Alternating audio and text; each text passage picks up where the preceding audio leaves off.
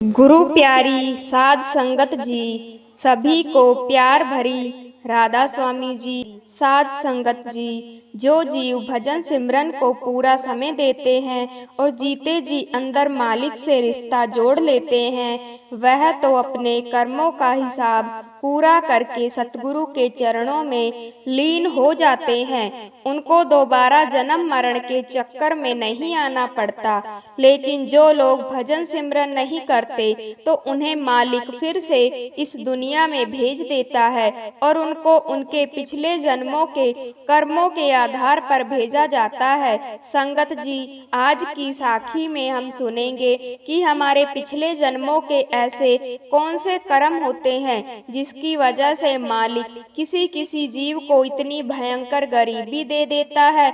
तो संगत जी, आपके आगे यही विनती है कि साखी को पूरा अंत तक सुने जी। संगत जी, एक बार एक शिष्य ने अपने सतगुरु से पूछा कि सतगुरु जी, मैं इतनी भक्ति भाव वाला इंसान और मैं सेवा भी करता हूँ, लेकिन फिर भी मेरी ऐसी क्या गलती है जो मालिक ने मुझे इतना गरीब बना दिया। इतनी गरीबी है कि कभी कभी तो मुझे और मेरे परिवार को रात का भोजन तक नसीब नहीं हो पाता। तो सतगुरु ने अपने सेवक को जो कुछ कहा वह संगत जी हम सबको बड़े ही ध्यान से सुनना चाहिए, क्योंकि पीछे हम जो कुछ करके आए हैं उसको भुलाकर कम से कम अपना आने वाला कल तो सुधार सकते हैं। तो सतगुरु ने उस शिष्य को समझाया कि इस संसार में ना तो कोई अपनी किस्मत किसी को दे सकता है, ना किसी की किस्मत कोई ले सकता है। जब मालिक हमारी किस्मत का निर्माण करता है तो हमारे पूर्व कर्मों के आधार पर किस्मत लिखी जाती है और कर्मों के आधार पर ही हमारा अगला जन्म भी निर्धारित किया जाता है कि हमें कौन सी योनि में भेजा जा रहा है और क्या क्या कष्ट हमें सहने पड़ेंगे। यह सब कुछ हमारे जन्म से पहले ही निर्धारित हो जाता है। अब तुम्हारा जो सवाल है कि मालिक किसी किसी को इतनी गरीबी क्यों देता है, तो भयंकर गरीबी मिलने का कारण हमारे पूर्व जन्मों में किए गए कुछ ऐसे कर्म होते हैं जो मैं तुम्हें बताती हूँ। सबसे पहला कर्म होता है किसी दूसरे का हक मारना। मतलब अगर तुम बेईमानी करके या धोखा देकर किसी दूसरे का हक मार लेते हो या फिर किसी दूसरे की धन संपत्ति पर बुरी नजर रखते हो, तो ऐसे कर्म अगले जन्म में गरीबी का मुख्य कारण बनते हैं। इसलिए अपनी खुद की हक की कमाई पर ध्यान देना चाहिए, किसी दूसरे की धन संपत्ति पर नजर नहीं रखनी चाहिए। इसके बाद दूसरा मुख्य कारण होता है भोजन करने से पहले अपने इष्ट कुल मालिक का शुक्र ना करना। ऐसा करना चोरी सामान माना गया है। जो लोग भोजन करने से पहले मालिक का शुक्र नहीं करते तो वह भी इस श्रेणी में आते हैं। वैसे तो मालिक का शुक्र हर वक्त करना चाहिए, लेकिन भोजन शुरू करने से पहले मालिक का शुक्र करके ही भोजन करना चाहिए। जो लोग ऐसा नहीं करते तो अगले जन्म में मालिक उन्हें भोजन से वंचित रख देता है और उन्हें कई बार भूखे ही सोना पड़ता है। इसके बाद तीसरा कर्म होता है अपनी कमाई का थोड़ा सा हिस्सा भी परमार्थ के कामों में ना लगाना। बहुत से लोग कमाते तो बहुत ज्यादा हैं, लेकिन परमार्थ के काम बिल्कुल भी नहीं करते। वाणी में कहा गया है कि हमें हमारी कमाई का 10वां हिस्सा अच्छे कामों में लगाना चाहिए। लाचार की मदद करना, लंगर में योगदान देना और जहाँ भी आपकी आस्था जुड़ी है वहाँ कुछ दान कर देना, यह सब परमार्थ के काम होते हैं। जो लोग अपनी पूरी की पूरी कमाई अपने ऐशो आराम पर ही खर्च कर देते हैं तो उन्हें आगे चलकर भयंकर गरीबी भोगनी पड़ती है।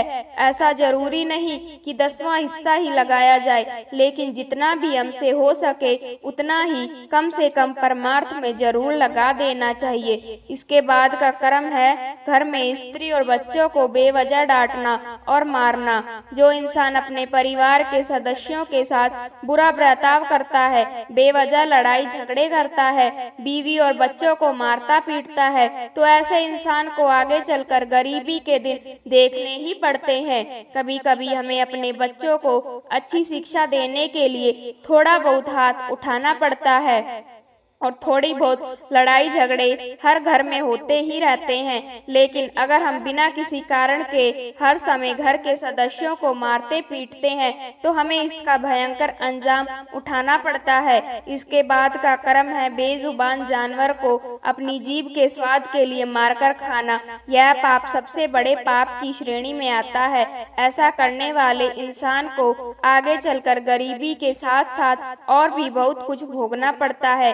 गरीबी तो मालिक ऐसे इंसान को जरूर देता ही है, लेकिन साथ में ऐसी ऐसी बीमारियां भी दे देता है जिससे वह आदमी जब तक जीवित रहता है तब तक तड़पता रहता है, क्योंकि ऐसे इंसान के पास अपनी बीमारी का इलाज करवाने तक के पैसे नहीं होते और उसको अपने शरीर की बीमारियों को स्वीकार करके ही जीवन बिताना पड़ता है। इसलिए यह कर्म तो भूलकर भी नहीं होना चाहिए। हर जीव को मालिक ने ही बनाया है और मालिक के बनाए जीवों को अगर हम कष्ट पहुंचाएंगे तो मालिक उसकी हमें बहुत बड़ी सजा देता है। इसलिए जीव जंतुओं से भी उतना ही प्रेम करो जितना अपने बच्चों से करते हो। यह सब सुनकर वह शिष्य कहने लगा कि हे मेरे सच्चे पातशाह, पिछले जन्म में मेरे जो भी कर्म रहे होंगे, लेकिन अब इस जन्म में मैं ऐसा क्या करूं जिससे कम से कम तकलीफ में मेरे पिछले बुरे कर्मों का हिसाब पूरा हो जाए। तो सतगुरु ने समझाया कि जब हम मालिक की बंदगी करते हैं, उसका भजन सिमरन करते हैं, नाम की कमाई करते हैं, तो मालिक धीरे धीरे हमारे पिछले कर्मों का हिसाब पूरा करवाने लगते हैं। क्योंकि ना तो मालिक हमारे चढ़ावे से खुश होते हैं और ना हमारे किसी नदी में नहा लेने से मालिक को कोई फर्क नहीं पड़ता है। जो मालिक इस पूरी दुनिया को देता है वह भला हमारे चढ़ावे से क्यों खुश होगा।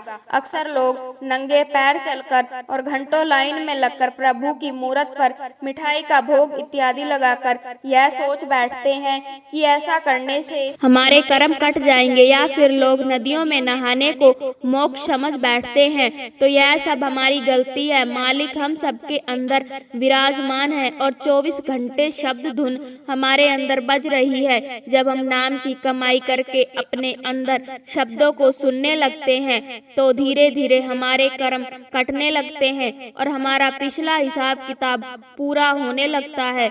भजन सिमरन करने वाले जीव के मालिक सूली को सूल में बदल देते हैं। इसीलिए जितना हो सके भजन सिमरन करो और अपने अंदर जाकर जीते जी मालिक से रिश्ता जोड़ो।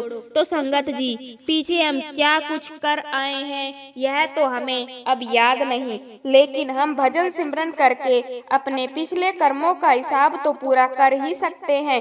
क्योंकि जब तक हमारा यहाँ से हिसाब पूरा नहीं हो जाता तब तक हमें बार बार जन्म मरण के चक्कर में आना पड़ेगा।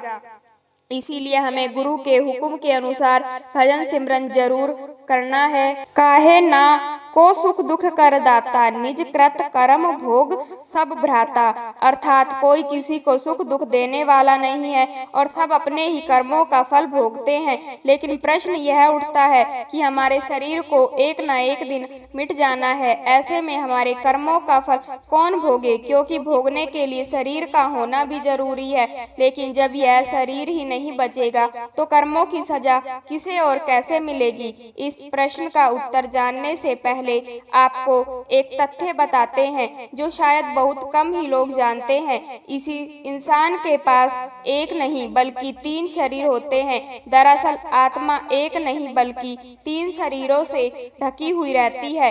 पहला बाहरी शरीर है जिसे हम भौतिक या स्थूल शरीर कहते हैं। दूसरा आवरण होता है सूक्ष्म शरीर और सबसे अंदर का आवरण कारण शरीर होता है। स्थूल शरीर एक तरह का नश्वर शरीर है जो एक जीव जन के समय धारण करता है, जो 5 तत्वों से बना होता है। इसे आप आत्मा का अस्थायी निवास भी कह सकते हैं, जो मृत्यु के साथ ही नष्ट हो जाता है। स्थूल शरीर को घर के समान बताया गया है। इसके जरिए आत्मा बाहरी संसार से संपर्क बनाकर रखती है। सूक्ष्म शरीर, इस प्रकार के शरीर को लिंग शरीर भी कहते हैं, क्योंकि इसी के द्वारा पूर्व जन्म और भविष्य में लेने वाले जन्मों के संकेत मिलते हैं। इस संसार शरीर को आम भाषा में मानव शरीर कहते हैं और स्थूल शरीर के विपरीत इसे ना तो देखा जा सकता है और ना ही छूकर महसूस कर सकते हैं। सूक्ष्म शरीर सूक्ष्म तत्वों से बना होता है और यह भौतिक शरीर से अधिक कार्यशील होते हैं। जिस प्रकार स्थूल शरीर का अनुभव जागृत अवस्था में होता है, उसी प्रकार सूक्ष्म शरीर का अनुभव हमें स्पर्श अवस्था में होता है। मृत्यु होने पर यह सूक्ष्म शरीर नष्ट नहीं होता, बल्कि यह आत्मा के साथ अगले जन्म में मिलने वाले शरीर में भी जाता है। कारण शरीर तीनों शरीरों में से सबसे अंतर वाले शरीर को कारण शरीर कहते हैं और यही आत्मा को ढककर रखता है। यह अवर्णीय और अनादि है। स्थूल और सूक्ष्म इन दोनों ही शरीरों का मूल कारण ही है, जिसे अपने वास्तविक रूप का ज्ञान ही नहीं होता। कारण शरीर भी आत्मा के साथ एक के बाद एक स्थूल शरीर में प्रवेश करता है। स्थूल शरीर हमारी मृत्यु के बाद जलकर नष्ट हो जाता है, यानी हमारा जो सूक्ष्म शरीर है जो कभी मरता नहीं, और यही हमारा वह शरीर है जो हमारे द्वारा किए गए कर्मों को भोगता है। सूक्ष्म शरीर ही यमलोक जाता है, जहां हमारे कर्मों का लेखा जोखा तैयार होता है। इसके अलावा हमें कर्मों के आधार पर कोई तरह की सजाएं भोगनी पड़ती है। लोग अपने जीवन में कर्म करते वक्त ना तो उसे मिलने वाले फल के बारे में अधिक सोचते हैं और ना ही यह कि उन कर्मों का उनके भाग्य पर क्या प्रभाव पड़ता है। वह बस इतना ध्यान देते हैं कि जब वह अच्छा कर्म करते हैं तो उन्हें जल्दी से उसका फल चाहिए, और जब बुरा करते हैं तो उसे भूल जाना चाहते हैं। लेकिन शास्त्रों में जिस तरह कर्म का हमारे जीवन पर प्रभाव की व्याख्या की गई है, प्रत्येक व्यक्ति को उस पर जरूर विचार करना चाहिए। कर्म कितने प्रकार के होते हैं? आगामी, संचित और प्रारब्ध। 3 प्रकार के होते हैं: ज्ञान, उत्पत्ति, नियंत्रण। ज्ञानी दह कृत्रम पुण्य पाप रूपम कर्म या तदागामी विद्या।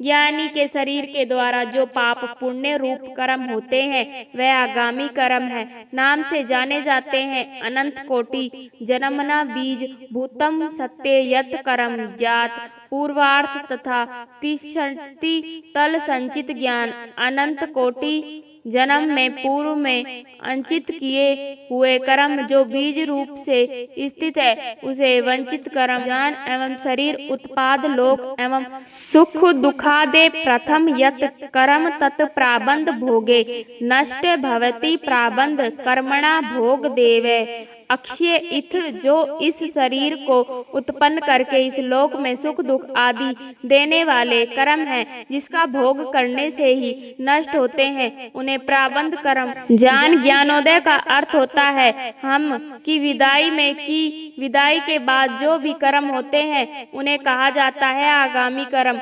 आगामी कर्मों का कर्म फल कुछ होता नहीं, क्योंकि कर्म फल भुगतने के लिए मौजूद कोई होता नहीं। कर्म फल कौन भोगता? मैं ही चला गया तो अब फल भोगे कौन? समझ में आ रही है बात? जो है ही नहीं उसको ना तो पुरस्कार मिल सकता है ना सजा मिल सकती है। कुछ किया था तुमने, जब तक पुलिस तुम्हें पकड़ने आई तुम मर चुके थे, कौन सा फल मिलेगा तुम्हें? तो ज्ञानी का ऐसे ही है, उसे कोई फल नहीं मिलता, क्योंकि अब वह है ही नहीं। ना पाप उसके लिए कोई मायने रखते हैं और ना पुण्य उसके लिए कोई मायने रखते। मकान खाली, ना उपहार ग्रहण करने के लिए कोई है, ना सजा भोगने के लिए कोई है। यह आगामी कर्म है। प्राबंध कर्म क्या है कि पैदा हुए हो तो भोगने पड़ेंगे। जब तक ज्ञानोदय नहीं हुआ है तब तक तुम अपने आप को दह मान रहे हो, तब तक तुम समस्या के वशीभूत भी रहोगे। दह संबंधित सुख दुख लगे ही रहेंगे। यह समस्या कर्म है, इनका नाश इनसे गुजर कर ही होता है। इनका क्षय इनके भोग द्वारा ही संभव है। ज्ञानी को यह भी नहीं सताते। ज्ञानी को क्यों नहीं सताते? क्योंकि ज्ञानी तो है ही नहीं। समस्या कर्म भी हमने कहा ज्ञानोदय से पहले ही सताते हैं। संचित कर्म क्या है? शंकराचार्य कहते हैं अनंत कोटि जन्म में पूर्व में अर्जित किए हुए कर्म जो बीज रूप से स्थित है उन्हें संचित कर्म कहते हैं। वह तमाम तरह के संस्कार जो देह में ही अव्यवस्थित है, जिनका इस जन्म से कोई संबंध भी नहीं, जो तुम्हारी एकाएक कोशिश में बैठे हुए हैं, जिन्होंने तुम्हें यह रूप ही दिया है, वह संचित कर्म है। यह देह भी मान लो कि कर्म फल ही है। यूं ही नहीं आ गई यह दो आंखें, ऐसे ही नहीं यह नाक, ऐसे ही नहीं यह सब कर्म। कर्म फल कारण कार्य की एक लंबी प्रक्रिया फल है। यह हुए संचित कर्म। यहाँ भी स्पष्ट है कि संचित कर्म भी तुम्हारे लिए अर्थवा तभी तक है जब तक तुम में देह भाव है। देह भाव से मुक्ति ली नहीं कि तुम संचित कर्म से भी मुक्त हो जाते हो। आपका पुनर्जन्म, अगला जन्म, आत्मा का कष्ट, जन्म की योनि, सब कुछ जुड़ा है आपके कर्मों से। शास्त्रों के अनुसार कर्म करने के 4 माध्यम होते हैं, लेकिन कर्म मुख्य 3 प्रकार के होते हैं। संचित कर्म किसी भी आत्मा के द्वारा हर जन्म में किए गए कर्मों का एक रिकॉर्ड। यह सच है कि आप अपने संचित कर्म को नहीं बदल सकते। कुछ भी करते वक्त अपने कर्मों पर अवश्य विचार कीजिए। संचित का अर्थ है जमा किया हुआ अथवा इकट्ठा किया हुआ, यानी यह एक आत्मा के उन कर्मों का एक बही खाता है जो उसने अब तक इकट्ठा किए हैं। एक आत्मा कई बार जन्म लेती है और कई सदियों से जन्म लेती आ रही है। हर जन्म में उसने कुछ अच्छे और कुछ बुरे कर्म किए होंगे। वह सारे कर्म इकट्ठा होकर संचित कर्म कहलाते हैं, यानी कि संचित कर्म किसी भी आत्मा के द्वारा हर जन्मों में किए गए कर्मों का एक रिकॉर्ड है। अपने इन कर्मों के बारे में किसी भी मुख्य मनुष्य को जानकारी नहीं है। वह केवल वर्तमान के जन्म के कर्म के प्रति सजग रह सकता है, लेकिन भगवान इन कर्मों को जानते हैं और वह उसके अनुसार आपको फल भी देते हैं। प्राबंध कर्म, प्राबंध यानी भाग्य और प्राबंध कर्म यानी कर्म के आधार पर मिला भाग्य। किसी भी मनुष्य का जो संचित कर्म है वह किसी स्टोर रूम में पड़ा धूल नहीं फाक रहा होता, या कोई भी मनुष्य उससे पीछा नहीं छुड़ा सकता, बल्कि उसी में से थोड़ा सा कर्म निकालकर उसके आधार पर आपके अगले जन्म का भाग्य भी तय होता है और यह भी आपको अब इस जन्म में भोगना है। संचित कर्म के आधार पर ही यह तय होता है कि आपका इस जन्म का परिवार, जीवन और भाग्य कैसा होगा। अगर आपके संचित कर्म में बुरे कर्म अधिक होंगे तो आपको उसके फल स्वरूप कष्टप्रद जीवन मिलेगा, और अगर अच्छे होंगे तो अच्छा परिवार और अच्छा जीवन मिलेगा। इसीलिए कहते हैं कि जब भाग्य खराब हो तो किस्मत को दोष नहीं दिया जा सकता, बल्कि यह आपके ही बुरे कर्मों का फल होता है, यानी वह कर्म जो आपने पिछले कई जन्मों में किया है उसी से आपका प्राबंध भी निर्धारित होता है, और संचित कर्म का थोड़ा सा हिस्सा भुगतना भी पड़ता है। क्रियमाण कर्म, क्रियमाण कर्म वह कर्म है जो एक मनुष्य द्वारा वर्तमान जन्म में किया जा रहा है या हो रहा है। यह सच है कि आपका भाग्य बहुत हद तक आपके संचित कर्मों पर निर्धारित होता है, लेकिन उस क्रियमाण कर्म द्वारा बदला जा सकता है। केवल इतना ही नहीं, एक मनुष्य के क्रियमाण कर्म में जितना अच्छे कर्म होंगे वह उनके संचित कर्म में मौजूद बुरे कर्मों को भी काटते जाएंगे। इसलिए यह अवस्था है कि हर व्यक्ति अभी अपने भाग्य को कोसने के बजाय अपने कर्मों पर ध्यान दे, ताकि आगे उसका जीवन अच्छा बीते। तभी तो भगवान श्री कृष्ण ने कहा है कि कर्म कर, फल की चिंता मत कर। यह सच है कि आप अपने संचित कर्म को नहीं बदल सकते, लेकिन संचित कर्म में अच्छे और बुरे कर्म दोनों शामिल होते हैं, और आपको दोनों बार जन्म लेकर तब तक भुगतना होता है जब तक कर्मों का हिसाब शून्य ना हो जाए। जब यह शून्य हो जाता है तभी आत्मा जन्म मृत्यु के चक्र से मुक्ति पाती है, क्योंकि उसके पास अब कोई कर्म नहीं बचता भुगतने के लिए। अगर आपने अभी अपने कर्मों पर ध्यान दिया तो संचित कर्म में मौजूद बुरे कर्म अच्छे कर्मों से घटित जाएंगे, और आपका भावी जीवन न केवल उच्चतर होगा बल्कि आत्मा भी मोक्ष की ओर अग्रसर होती जाएगी। इसलिए कुछ भी करते वक्त अपने कर्मों पर अवश्य विचार कीजिए। हमारे जीवन में हम बहुत से लोग कहते हैं कि यह तेरे कर्म के अनुसार हुआ है, यह तेरा कर्म का फल है, तूने अच्छा किया तो अच्छा फल मिला है और बुरा किया तब बुरा फल मिला। रंगमंच के सांसारिक मोह माया में क्या कर्म का फल सच है ऐसा उचित है। तब हम आज के सांसारिक दृष्टिकोण से देखते हैं कि आज कोई ना कोई किसी न किसी को कहीं ना कहीं छल या फरेब कर रहा है। जीवन में सब कर्म ही तो हैं। सच तो हम सब इंसान हैं, क्योंकि हम सभी कहीं ना कहीं अपने अच्छे या बुरे नहीं समझ पाते हैं। क्योंकि जीवन एक नदियाँ की तरह है, जिसमें समय एक पानी है और हमारा दिनचर्या एक कर्म है। इस कहानी में कर्म सभी इंसानों का अपना अपना अलग अलग कर्म होता है और इस कर्म के अनुसार हम मनुष्य जीवन में फल भोगते हैं। सांसारिक जीवन में कर्म फल ही हमारा आईना होता है और हम सब अपने कर्मों के अनुसार धन संपदा, सुख दुख, खुशियाँ, शारीरिक परेशानियाँ और जीवन में तरह तरह की कठिनाइयाँ और सुख को भोगते हुए अपने जीवन के अंत समय में पहुँचते हैं और उसे अंत समय में हमारे कर्म फल का आईना हमें समझ आता है। क्योंकि मानव बचपन से जवानी तक तो मस्ती में मस्त रहता है, जवानी से अधेड़ उम्र तक अपने कर्मों में लिप्त रहता है और समझदार होते हुए भी ना समझी या समझ से काम लेता है, परंतु फिर भी जवानी से अधेड़ व्यवस्था की उम्र तक कुछ कुछ सोच समझकर कुछ मजबूरी में भी गलतियां कर जाता है। परंतु हमारा कर्म फल निश्चित है, क्योंकि विधि का विधान और जीवन का फल धरती, आकाश, जलवायु और अग्नि पर निश्चित होता है। क्योंकि हमारा शरीर पंच तत्व से बना हुआ है, जिससे हमारा संपर्क सदा और हमेशा ईश्वर की बनाई हुई मूर्ति मतलब हम इंसान से रहता है।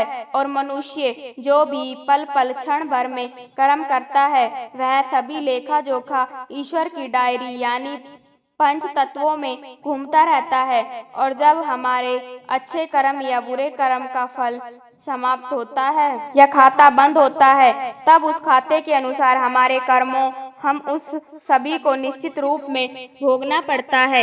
यह एक कड़वा सच है कि हर मनुष्य का कर्म ही एक आईना होता है, जिससे हमारे जीवन की राह में खुशियां और दुख की घड़ियां हमको समझाती है कि हम ऐसा कोई कर्म ना करें जिससे हमें दुख की राह देखनी पड़े। जीवन में सभी सांसारिक मोह माया में बंधे हुए हैं और जीवन में सभी जानते हैं कि सभी को जीवन में अकेले आना है और अकेले जाना पड़ता है, यानी कि मृत्यु में और जन्म में सभी को अकेले की यात्रा करनी पड़ती है। हम जीवन में आकर्षण और सांसारिक आनंद में लिप्त कर्मों में यह भूल जाते हैं कि यह शरीर और यह आत्मा हमारी अपनी नहीं है और यह है शरीर कुछ भी नहीं है, सब कुछ मन भाव और अंतरात्मा के कर्मों का भाव है। जीवन में कर्म ही एक जीवन का सच है, क्योंकि हमारे जीवन की राह और जीवन में सुख दुख हमारे कर्म फल का आईना है। सच तो आज कलयुग में कुछ भी नहीं है, क्योंकि हम अगर अपने ग्रंथों अपने वेदों को उठाकर देखें तब हम सच को पहचान सकते हैं। हर युग में हर प्राणी ने अपने कर्मों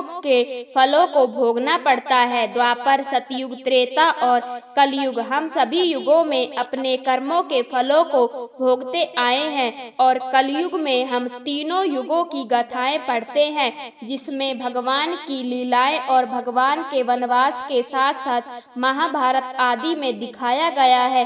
भाइयों भाइयों में युद्ध, यह सब प्रभु की लीला और कर्मों का फल है और हम सभी भी कर्मों के फल को देखते हुए जीवन को पूर्ण करते हैं। यही जीवन का अंत या सुखद अंत या जीवन का पूर्ण विराम कहे।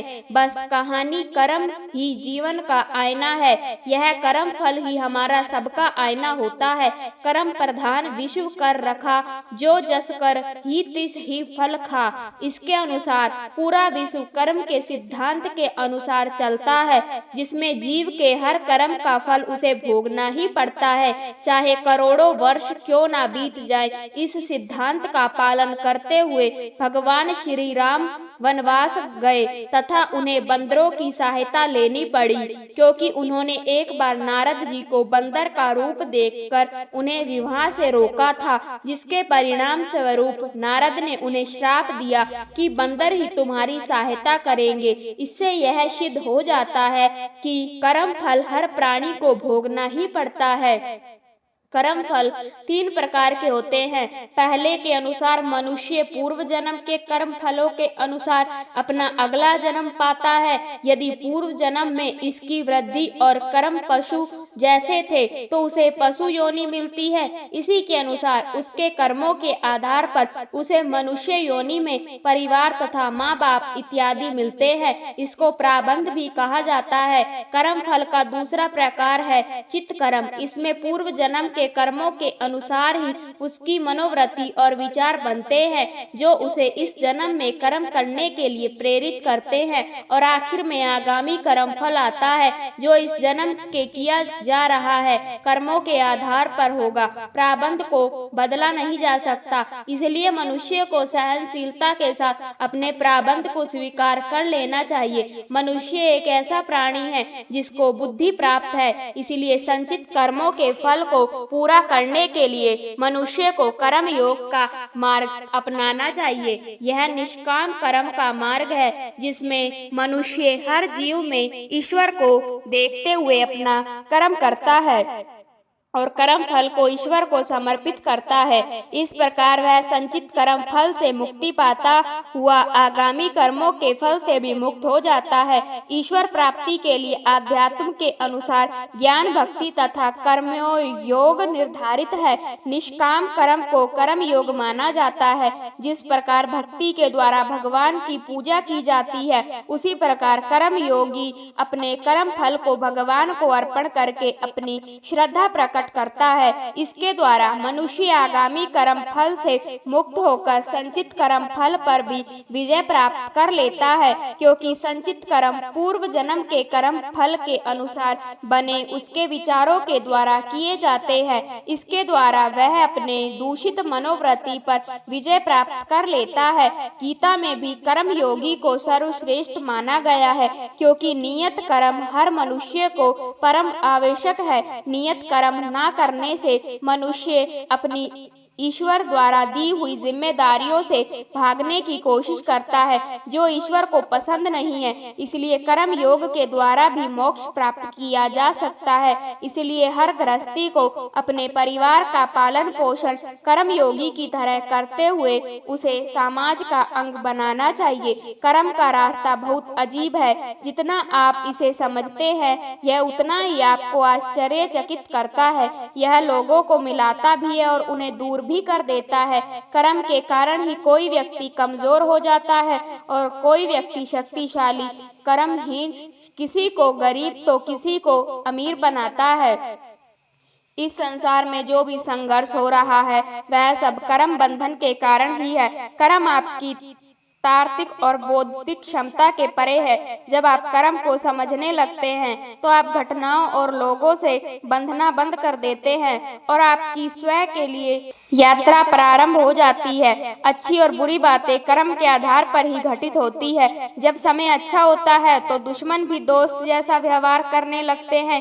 जिन लोगों के लिए आपने बहुत कुछ किया होता है वह भी कभी कभी आपके दुश्मन बन जाते हैं। आपके जीवन में ऐसे लोग भी आपके मददगार बनकर आ जाते हैं जिनके लिए आपने कभी भी कुछ नहीं किया होता है। इस सब में समय की भूमिका ही सबसे महत्वपूर्ण होती है। सिर्फ मनुष्यों में ही यह क्षमता होती है कि वह समय के प्रभाव को बदल दे और स्वयं कर्म के बंधन से मुक्त कर सके, और केवल कुछ लोग ही अपने जीवन में इससे मुक्त होने के उद्देश्य को स्थापित कर पाते हैं। कुछ कर्म बदले जा सकते हैं जबकि कुछ कर्म नहीं बदले जा सकते।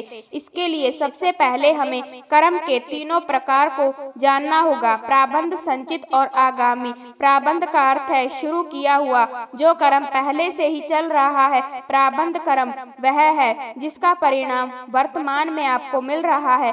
आप इसे बदल नहीं सकते क्योंकि यह पहले से ही घटित हो रहा है। संचित कर्म वह कर्म है जिन्हें आप इकट्ठा करते हैं, जो हम अपने साथ लेकर आए हैं। संचित कर्म इकट्ठा किए गए वह कर्म है जिन्हें आध्यात्मिक क्रियाओं जैसे कि ध्यान आदि के द्वारा समाप्त किया जा सकता है। हम अपने संचित कर्मों को प्रार्थना, सेवा और लोगों में प्रेम व आनंद बांटकर भी समाप्त कर सकते हैं। सत्संग सत्य का साथ जो कि निश्चित रूप से ऐसे बुद्धिमान और दयावान लोगों की संगति में मिलता है जिनकी उपस्थिति में हम स्वयं को बेहतर और आनंदपूर्ण महसूस करते हैं, सभी प्रकार के नकारात्मक कर्मों के बीजों को नष्ट कर देता है। आगामी का शाब्दिक अर्थ होता है जो अभी नहीं आया है। आगामी कर्म वह कर्म होते हैं जो आपके सामने आए नहीं है, वह कर्म जो भविष्य में आने वाले हैं। यदि आप कोई अपराध करते हैं तो हो सकता है कि आप आज ना पकड़े जाएं, परंतु इस बात की पूरी संभावना है कि आप भविष्य में पकड़े जाएंगे। यह आपके द्वारा किए गए कार्यों के भविष्य के कर्म हैं। हमारे मस्तिष्क पर हमारे कुछ कार्य इस प्रकार की मजबूत छाप छोड़ते हैं जो भविष्य के कर्म का रूप ले लेते हैं। आप किसी के भी साथ जो कुछ भी करते हैं वह आपको वापस मिलता है, यही कर्म का सिद्धांत है। इसलिए हमारे कर्म हमारे द्वारा किए जाने वाले कार्यों के आधार पर अच्छे या बुरे हो सकते हैं। यह वह अच्छे कर्म हैं जो आप दूसरों के लिए करते हैं और फिर आप उन कार्यों में बंध जाते हैं। आपको उसके बदले में प्रशंसा या कुछ परिणाम मिलने की आशा होती है। मैंने बहुत सेवा की है या मैंने 10 वर्षों तक ध्यान किया है, इसीलिए मुझे इसका कुछ भौतिक परिणाम मिलना चाहिए या मुझे इसके बदले में आध्यात्मिकता प्राप्त होनी चाहिए। कभी कभी लोग अच्छे कर्म करने के बाद भी दुखी हो जाते हैं क्योंकि उन्हें इसके बदले में कुछ प्रशंसा मिलने की आशा होती है, तो यह आशा कर्म बन जाती है। आप लोगों की भलाई अपने स्वभाव के कारण करें। जब आप अपने कार्यों के परिणाम से नहीं जुड़ते हैं तो आप कर्म एक बंधन से मुक्त हो जाते हैं। इसलिए भगवान कृष्ण भगवत गीता में कहते हैं, अपने कर्मों के फल मुझे अर्पित कर दो। जब आप दूसरों की भलाई की कामना करते हैं तो आपके साथ भी अच्छी चीजें ही घटित होती है। यदि प्रकृति का नियम है जो कुछ भी दूसरों को नुकसान पहुंचाने की नियत से किया जाता है, चाहे वह विचार हो या कार्य, वह बुरे कर्म कहलाते हैं। गुरुदेव श्री रविशंकर ने बहुत सुंदरता के साथ बताया है कि हमें बुरे कर्मों से दूर क्यों रहना चाहिए। वह कहते हैं, हमें कुछ भी बुरा क्यों नहीं करना चाहिए। आइए इसे समझें। यदि आप कुछ बुरा करते हैं तो आपकी नींद खराब हो जाती है, आपके मन की शांति भंग हो जाती है और इसके कारण आपका स्वास्थ्य खराब होने लगता है। कुछ ना कुछ आपके मन को कचोट रखता है और जब कभी कुछ बात आपके मन को कचोटती है तो आप कुछ भी सृजनात्मक नहीं कर पाते हैं और आप दुखी रहने लगते हैं। हमें दूसरे लोगों को धोखा क्यों नहीं देना चाहिए? इसका सीधा सा कारण यह है कि हम स्वयं यह नहीं चाहेंगे कि कोई और व्यक्ति हमें धोखा दे। जो कुछ भी हम दूसरों के लिए करते हैं वह हमारे पास वापस लौट कर आता है। यही कर्म का सिद्धांत है। जब आप किसी की प्रशंसा करते हैं तो आप उनके अच्छे कर्म का प्रभाव ग्रहण करते हैं और जब आप किसी की बुराई करते हैं तो आप उसके बुरे कर्मों का प्रभाव ग्रहण करते हैं। ध्यान आपके जीवन में समरसता और एकाग्रता लाता है। यह जीवन के प्रति आपकी आकांक्षाओं को कम करने में मदद करता है। आपके अपराध बोध, शर्म तथा आरोप लगाने की प्रवृत्ति को कम करता है। यह आपको लालसा से रहित करता है और भौतिकवाद से दूर रहने में मदद करता है। इसलिए जैसा कि भगवान कृष्ण ने गीता में कहा है कि यह वह अवस्था होती है कि यदि आप कर्म करते भी हैं तो भी आप कर्म के बंधन में नहीं बंधते। बिना लालसा के प्रेम करना, आकांक्षाओं से रहित हो जाना, इस सब से आप पुनः जन्म नहीं लेते हैं और फिर कर्म का चक्र रुक जाता है। इसी प्रकार जब आप दूसरों को और खुद को आप लगाना बंद कर देते हैं तो और जब अपराध बोध, दुख या श्रम की भावना के घने बादल हमारे अंतरात्मा से हट जाते हैं तो हम मुक्ति को प्राप्त कर लेते हैं। यह मुक्ति सिर्फ तभी मिलती है जब आपको गुरु के माध्यम से ध्यान के द्वारा अपने भीतर के परमात्मा का एहसास हो जाता है। ध्यान के समय हमारे बुरे कर्मों के प्रभाव का नाश होता है, सब कुछ धुल कर साफ हो जाता है, कुछ शेष नहीं रहता और आप एक ऐसी गहन शून्यता का अनुभव करते हैं जिसमें सब भय, डर, चिंताएं मिट जाती है, लुप्त हो जाती है। यह एक अनमोल अनुभव है। इसी क्षण आप इसका आनंद ले सकते हैं। ध्यान के माध्यम से बुरे कर्मों को मिटाया जा सकता है। इससे पहले यह शरीर से प्राण छूट जाएं, अपने कर्म फलों के प्रभाव अपनी अनभिज्ञता से मुक्त हो ले। आज हम जो भी फल भोग रहे हैं वह हमारे पिछले जन्मों के कर्म के कारण है, वह हमारा प्रारब्ध कहलाता है। प्रत्येक कर्म का कुछ न कुछ फल होता है, वह फल कर्ता को भोगना ही पड़ता है। भगवत गीता, वेद और उपनिषद तीनों ही कर्म को कर्तव्य मानते हुए इसके महत्व के बारे में बताते हैं और यही पुरुषार्थ है। पहले यह समझ लेते हैं प्रारब्ध कैसे बनता है, अर्थात हम जैसा कर्म करेंगे वैसे ही हम प्रारब्ध निर्मित होते हैं। आपने दूध दही देखा भी होगा और खाया भी होगा। एक प्रक्रिया के अनुसार जैसे दूध से दही बनता है, ठीक वैसे ही कर्म से भाग्य बनता है। संचित कर्म जिनका फल इस जीवन में नहीं मिलता वह जन्म जन्मांतर तक संचित होते जाते हैं। प्रारब्ध का अर्थ ही है पूर्व जन्म अथवा पूर्व काल में किए हुए अच्छे और बुरे कर्म जिसका वर्तमान में फल भोगा जा रहा हो।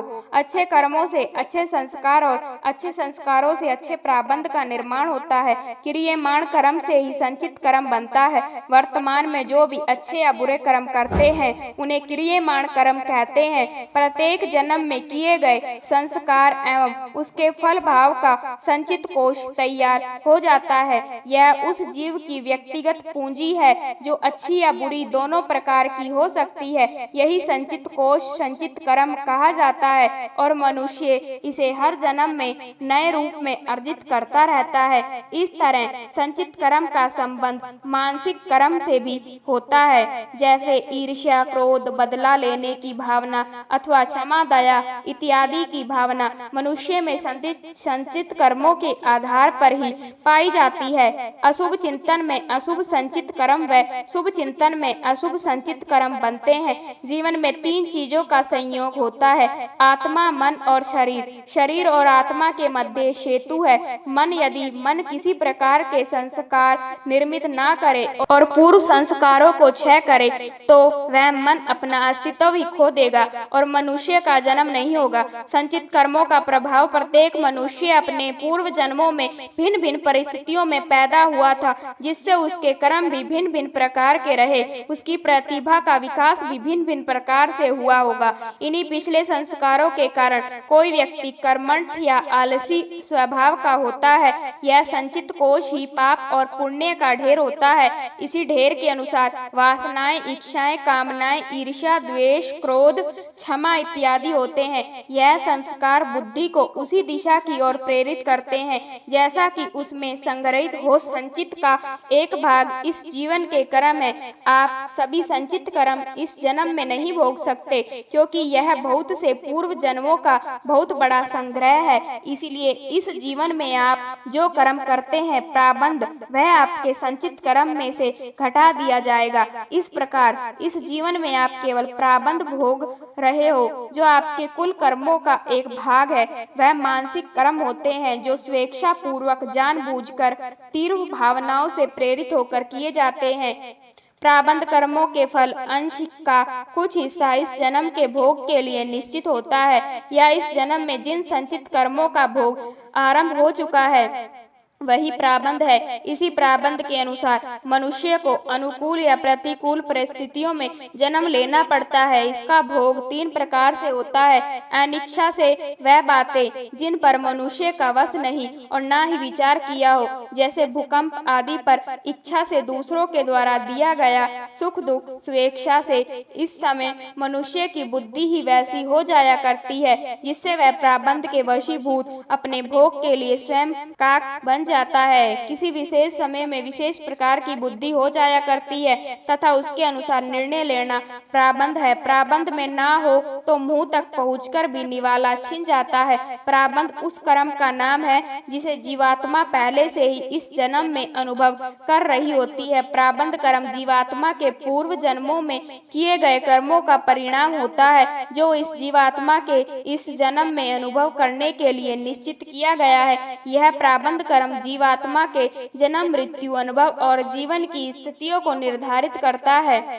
इसे कर्म फल भी कहा जाता है। प्रारब्ध कर्म जीवात्मा के पूर्व कर्मों का एक छोटा सा भाग होता है जो उसे इस जन्म में अनुभव करने के लिए संकल्पित होता है। जब यह प्रारब्ध कर्म समाप्त हो जाता है तब जीवात्मा के नए कर्म प्रारंभ होते हैं। तीसरा कर्म क्रियमाण है। कर्म शारीरिक है जिनका फल प्राय के साथ ही मिलता रहता है। नशा पिया कि उन्माद आया, विष खाया कि मृत्यु हुई। शरीर जड़ तत्वों का बना हुआ है।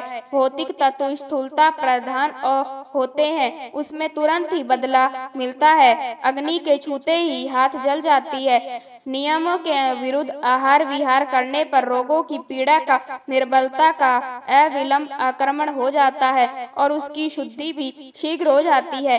क्रियमाण तत्कालीन किए जाने वाले कर्म, जो कर्म हम दिन रात इस जीवन में कर रहे हैं, वह कर्म क्रियमाण कर्म से ही संचित कर्मों का निर्माण होता है। तो यह जोड़ घटाना कैसे चलता है? जो भी कर्म हम पूर्ण चैतन्य से नहीं करते वह क्रिया नहीं प्रतिक्रिया है। जिसके प्रति आप चैतन्य नहीं है वह क्रिया नहीं हो सकती। और जब हम बिना चैतन्य के कर्म करते हैं, जैसा प्राय दैनिक जीवन में होता है, तो हमारे संचित कर्म बढ़ जाते हैं। इसे हम एक योगी उदाहरण से समझते हैं। योगी एक वृक्ष के नीचे ध्यान मगन थे कि तभी एक व्यक्ति आया और उनका बहुत अपमान किया। वह शांत रहे, कोई प्रतिक्रिया नहीं हुई, ना बाह्य रूप से न आंतरिक रूप से। उन्हें क्रोध भी नहीं आया। बाद में उनके शिष्यों ने, जो सब कुछ देख सुन रहे थे, पूछा कि आपको क्रोध नहीं आया? तो उन्होंने उत्तर दिया कि संभवतः पूर्व जन्म में मैंने उसका अपमान किया था। वास्तव में मैं प्रतीक्षा में था कि वह आकर मेरा अपमान करे। अब मेरा हिसाब बराबर हो गया। अगर मैं क्रोध करता तो फिर कर्म संचित हो जाते। जैसा कर्म करोगे वैसा ही फल मिलता है। आपने जैसा बीज बोया है आपको वैसा ही फल भोगने को मिलेगा। अर्थात आप दूसरों के साथ जैसा व्यवहार करेंगे वैसा ही व्यवहार आपके पास लौट कर आता है। भगवत गीता के अनुसार यदि आप दूसरों के साथ अच्छा व्यवहार करते हैं तो इसका फल आपको इस जन्म में या तो अगले जन्म में अच्छा ही मिलेगा। यह तय है। अगर आप दूसरों के साथ बुरा व्यवहार करते हैं तो इसका फल आपको इस जन्म में या तो अगले जन्म में बुरा ही मिलेगा। यह तय है, इससे आप छूट नहीं सकते। जब हमें लगता है कि हमने तो दूसरों के साथ बुरा किया नहीं है तो हमारे साथ बुरा क्यों हो रहा है, हमारे जीवन में इतनी मुसीबत या कष्ट क्यों आ रहे हैं, इसका जवाब है हमने पिछले जन्म में बुरे कर्म किए होंगे जिसका फल हमें इस जन्म में मिल रहा है। यही प्रकृति का नियम है। इसलिए जीवन में हर समय उचित कर्म करना अनिवार्य है। कर्म फल से मुक्त कैसे हो? कर्म फल से कोई भी मुक्त नहीं हो सकता। हमने जन्म लिया है तो कोई न कोई कर्म हमें करना ही पड़ता है। कोई भी इससे छूट नहीं सकता। किंतु भगवत गीता के अनुसार निष्काम भाव से फल की इच्छा किए बिना कर्म को सिर्फ अपना कर्तव्य समझकर करना है। कर्म बंधन से मुक्ति पाने का एकमात्र उपाय है कर्मण्येवाधिकारास्ते माँ फलेषु कदाचन माँ कर्म फल हेतु माते संकोच। वह कर्मण्य अर्थात तेरा कर्म करने में ही अधिकार है, उसके फलों में कदापि नहीं। इसलिए तू फल की इच्छा से कर्म मत कर और ना ही ऐसा सोच कि फल की आशा के बिना कर्म क्यों करूं। अर्थात तुझे किसी भी अवस्था में कर्म फल की इच्छा नहीं होनी चाहिए। भगवान श्री कृष्ण कहते हैं कि निष्काम कर्म ही कर्म योग की श्रेणी में आता है। जो व्यक्ति कर्म को अपना कर्तव्य या धर्म समझकर कर रहे हैं वह तनाव मुक्त रहते हैं। ऐसे व्यक्ति फल न मिलने पर भी निराश नहीं होते और अपना कर्म करते रहते हैं। सुख दुख समय कर्तव्य लाभ वाला भाव या जो तत्व युद्ध राजस्व एवं पाप वापसी अर्थात सुख दुख लाभ हानि और जय पराजय को समान मानकर युद्ध के लिए तैयार हो जाओ। इस प्रकार तुमको पाप के भागी नहीं बनोगे। व्यवहार के पालन हेतु युद्ध करो और युद्ध से मिलने वाले सुख दुख लाभ हानि जय पराजय को समान समझो। यदि तुम इस प्रकार अपने कर्तव्यों का निर्वहन करोगे तब तुम्हें कोई पाप नहीं लगेगा। ऐसा अक्सर कहा जाता है कि आज हम जो भी फल भोग रहे हैं वह हमारे पूर्व जन्मों के कर्म के कारण है, लेकिन यह बात पूर्णतः सत्य नहीं है। इसका मतलब यह है कि इसमें कुछ तो सच है। अक्सर समाज में में ऐसी धारणाएं प्रचलित हो जाती है और इस धारणा के चलते हिंदू धर्म को भाग्यवादी का धर्म मान लिया जाता है। इस धारणा के चलते यह भी मान लिया जाता है कि फिर तो हमें कोई कर्म करना ही नहीं चाहिए, जब सब कुछ पूर्व जन्म से ही तय और निश्चित है। तो लेकिन ऐसी धारणा का प्रवचन समाज में इसलिए होता है क्योंकि अधिकांश लोग कर्म के सिद्धांत को पूर्णतः समझते नहीं है। धर्मशास्त्र और नीति शास्त्रों में कहा गया है कि कर्म के बगैर गति नहीं। सनातन धर्म भाग्यवादी भाग्य का जन्म होता है। वेद, उपनिषद और गीता तीनों ही कर्म को कर्तव्य मानते हुए इसके महत्व को बताते हैं। यही पुरुषार्थ है। श्रेष्ठ और निरंतर कर्म किए जाने या सही दिशा में सक्रिय बने रहने से ही पुरुषार्थ फलित होता है। वेदों में कहा गया है कि समय तुमको बदले, इससे पूर्व तुम ही स्वयं या समय को बदल लो, यही कर्म का मूल सिद्ध, अन्यथा फिर तुम्हें प्रकृति या दूसरों के अनुसार ही जीवन जीना होगा। व्यक्ति निरंतर कर्म करता रहता है। सोया हुआ व्यक्ति भी कर्म कर रहा है। कर्म का संबंध हमारे शरीर, मन, मस्तिष्क और चित्त की गति से है। गति कभी भी रुकती नहीं है, रुकने में भी एक गति है। इस कर्म गति से ही अगले कर्म की गति निर्मित होती है। कुछ ऐसा कर्म होते हैं जिनका फल चमत्कार की तरह प्रस्तुत होता है। वर्तमान में जो किया जाता है वह क्रियमाण कर्म कहा जाता है। अक्सर लोग प्रारब्ध कर्म की बुराई करते हुए कहते हैं यह तो हिंदू धर्म की भाग्यवादी और आक्रमणीयता की विचारधारा से उपजा विचार है, यह लोगों को निकम्मा बनाता है। इसके जवाब में पहले यह जान लेते हैं कि प्रारब्ध कर्म क्या है। हम जो भी कर रहे हैं, जैसे सोचना, देखना, सुनना, समझना, रोना, हंसना और अन्य कर्म करना, उनमें से कुछ हमारी आदतें बना संचित होने लगती है। संचित अर्थात संग्रहित, संग्रहित अर्थात स्टोर। वह कर्म जो स्टोर हो रहे वह संचित कर्म कह जाते हैं। बार बार एक ही कर्म या कर्म करने से वह कर्म या कार्य स्टोर हो जाता है।